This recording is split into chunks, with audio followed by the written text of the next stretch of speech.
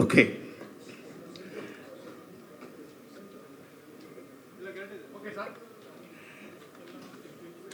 ಎಲ್ಲ journalist photographers ಇವತ್ತು directors ಆಗಿದ್ದಾರೆ. ಎಲ್ಲಿ ನಿಲ್ಲಬೇಕು, ಎಲ್ಲಿ ಕೂರಬೇಕು, ಹೇಗೆ ನೋಡಬೇಕು ಎಲ್ಲ ಡೈರೆಕ್ಟ್ ಮಾಡ್ತಾರೆ. ಕರೆಕ್ಟ್ ಅಪೋಸಿಷನು. ಓಕೆ ಅಲ್ವಾ? ಪ್ರೊಡ್ಯೂಸರ್ ಕೂಡ ಡೈರೆಕ್ಟ್ ಮಾಡ್ತಾರೆ ಈಗ.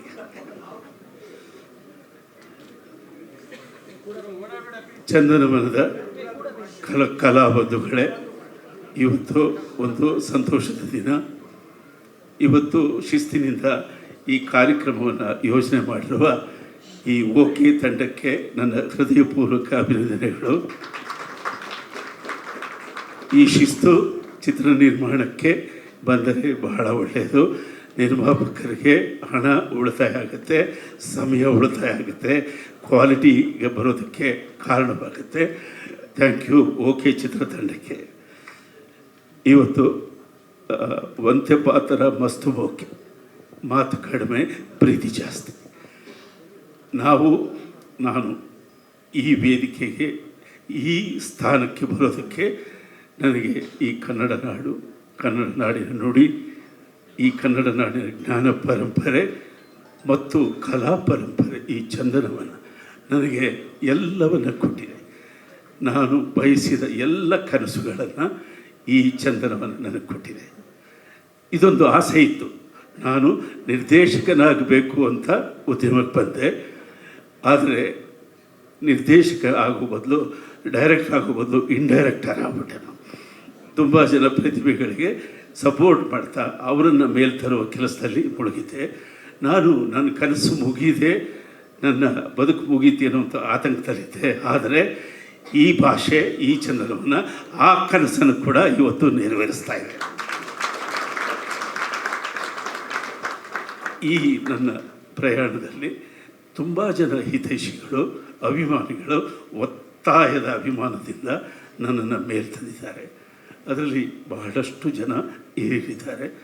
ಇವತ್ತು ಈ ವೇದಿಕೆಯಲ್ಲಿ ಈ ಓಕೆ ಚಿತ್ರದ ನಿರ್ದೇಶನದ ನನ್ನ ಈ ಕಾಯಕವನ್ನು ನಾನು ಒಬ್ಬರಿಗೆ ಡೆಡಿಕೇಟ್ ಮಾಡಬೇಕು.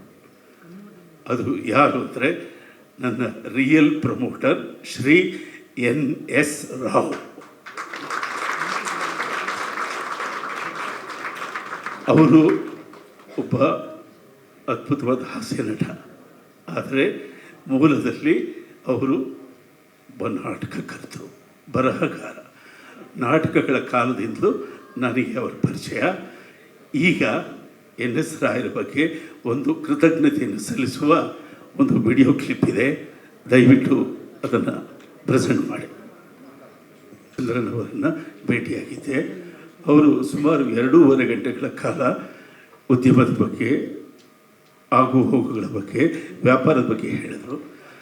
ಅವರ ಮಾತುಗಳನ್ನು ನನಗೆ ಕೇಳಿಸ್ತು. ಅವರಂದರು, ರಾಜು, ಯಾಕೆ ಜನ ರಾಮಾಚಾರಿ ಥರ ಸಿನಿಮಾ ಮಾಡ್ತಾಯಿಲ್ಲ, ಯಾಕೆ ಜನ ಹಳ್ಳಿ ಮೇಷ್ಟ್ರ ಥರ ಸಿನಿಮಾ ಮಾಡ್ತಾಯಿಲ್ಲ, ಯಾಕೆ ರಾಜಾ ಹುಲಿ ಥರ ಸಿನಿಮಾ ಮಾಡ್ತಿಲ್ಲ. ಅವರು ಹಾಗೆ ಹೇಳ್ತಿದ್ದಾಗ ನನಗನ್ನಿಸ್ತಿತ್ತು, ಅವ್ರು ಯಾಕೆ ಇದನ್ನು ಮಾಡ್ತಿಲ್ಲ ಅಂತ. ಅವರು ಒಂದು 10 kg ಕಮ್ಮಿ ಮಾಡಿಕೊಂಡ್ರೆ ಇವತ್ತಿಗೂ ಸುರಸುಂದರ ನಟ, ಸ್ಫುರದ್ರೂಪಿ ನಟ, ಸಂಗೀತದ ಹುಚ್ಚಿರುವ ವ್ಯಕ್ತಿ. ಅವರು ಅಂಥ ಚಿಕ್ಕ ಚಿಕ್ಕ ಚಿತ್ರಗಳು ಮಾಡ್ಬೋದು. ಆದರೆ ಈ ಟೆಕ್ನಾಲಜಿ ಹಿಂದೆ ಹೋಗಿ ಪ್ಯಾನ್ ಇಂಡಿಯಾ ಇತ್ಯಾದಿ ಬಗ್ಗೆ ಮಾತಾಡ್ತಿದ್ದಾರೆ. ಅದು ನಿಜ. ಅದೇ ರೀತಿ ನಮ್ಮ ಉದ್ಯಮ ಕೂಡ ಆ ಕಡೆ ತಿರುಗಿಬಿಟ್ಟಿದೆ. ನನಗನ್ಸಿದ್ದೇನೆಂದರೆ ಸುಮಾರು 150-200 ಜನ ನಿರ್ದೇಶಕರಿದ್ದಾರೆ. ಅವರೆಲ್ಲರೂ ಪ್ರಯೋಗಗಳನ್ನೇ ಮಾಡ್ತಿದ್ದಾರೆ. ಪ್ರಯೋಗಗಳು ಪ್ರಯೋಗಶಾಲೆ, ಅಡಿಗೆ ಮನೆ ಅಲ್ಲ. ಪ್ರಯೋಗಶಾಲೆಯಲ್ಲಾಗಿದ್ದು ಅದು ಅಭಿವೃದ್ಧಿಯ ಕಡೆ ಹೋಗುವಂಥ ವಿಷಯಗಳು. ಅಡಿಗೆ ಮಾಡಿದ್ದು ತಿನ್ನೋದಕ್ಕೆ, ಸಂತೋಷ ಪಡೋದಕ್ಕೆ. ಸಿನಿಮಾಗಳು, ಇಂಡಿಯನ್ ಸಿನಿಮಾಸ್ ಅಂದರೆ ಹಾಡುಗಳು, ಸಂಭಾಷಣೆ, ಹಾಸ್ಯ, ಸೆಂಟಿಮೆಂಟ್ಸು ಇಂಥವೆಲ್ಲ ಇದ್ದರೆ ಪ್ರೇಕ್ಷಕರಿಗೆ ಅದು ರುಚಿಯಾಗುತ್ತೆ. ನಾವು ಈ ಹಳ್ಳಿಗಳ ಕಡೆ ಸಂತೆ ಬೆಳೆ ಅಂತ ಒಂದು ಮಾಡ್ತಾರೆ, ಅದ್ರ ಜೊತೆಯಲ್ಲಿ ಮನೆ ಬೆಳೆ ಅಂತ ಒಂದು ಮಾಡ್ತಾರೆ. ಸಂತೆ ಬೆಳೆ ಕಬ್ಬು ಬೆಳೀತಾರೆ ಚೆನ್ನಾಗಿ, ಅದನ್ನೇ ದಿನ ತಿನ್ನೋಕ್ಕಾಗುತ್ತೆ. ಮನೆ ಬೆಳೆ ಮನೆ ಬೆಳೆಗೆ ಏನು ಬೇಕೋ ಆಲೂಗಡ್ಡೆ, ಈರುಳ್ಳಿ, ಇದು ಬದನೆಕಾಯಿ, ಅದು ಮನೆ ಬೆಳೆ.